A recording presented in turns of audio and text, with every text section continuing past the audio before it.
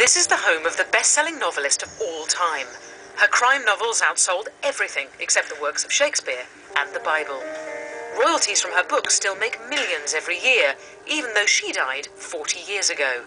She was also the woman responsible for setting the tone of modern crime fiction, for subverting the horrible reality of a murder into something more akin to a parlour game, although rather brilliantly as it happens. And I know, because she's one of the few bestsellers I've actually read. So this is Agatha's library. There's the billiard room next door, some lead piping, and I just saw Miss Scarlet. That's the joy of Agatha Christie. It's the same set of stock characters you read in every single book. There's a member of the clergy, there's an aristocrat, there's the young, sexy buck. And there's two things I love about the books. One, you always know what you're going to get. You always know there's going to be this theatrical denouement.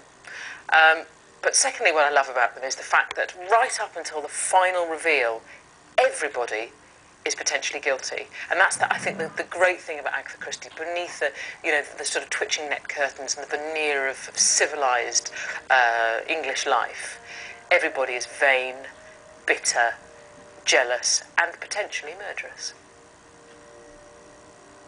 Oh, Philip, Mary spoke with exasperation. I do hate it here. But why? It's so gloomy and miserable, and all that's happened here, the murder and everything.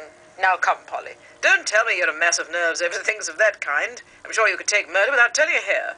No, you want to go home because you want to see to the brasses and dust the place and make sure no moths have got into your fur coat. Moths don't go into fur coats in winter, said Mary. The research. But the real mystery is the mind-boggling extent of her success.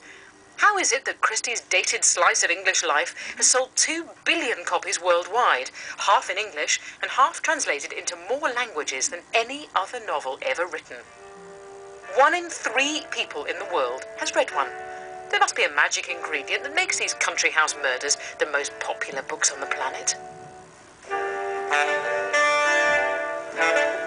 The stories are really gripping. They're sort of short and quite succinct, but they're really fast-paced, and they've always got lots of different characters in them. The idea of sort of justice that's in them, I think, is still quite relevant to society, but they also do depict almost another world of the sort of first half of the 20th century. And I suppose one of the reasons I really enjoy the Marple books especially is that I'm a really keen knitter. And I love the idea that the sort of detective in the book is this elderly lady hiding behind her knitting, and people think she's not quite all there and that she's not really paying attention. And then at the end she turns out to have the sort of sharpest mind of everyone.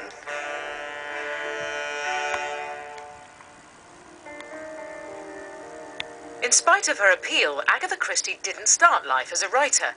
In fact, she trained as a pharmacist, and when she turned her hand to writing, it was in a very clinical manner. I do find that one's friends are curious about the way one works.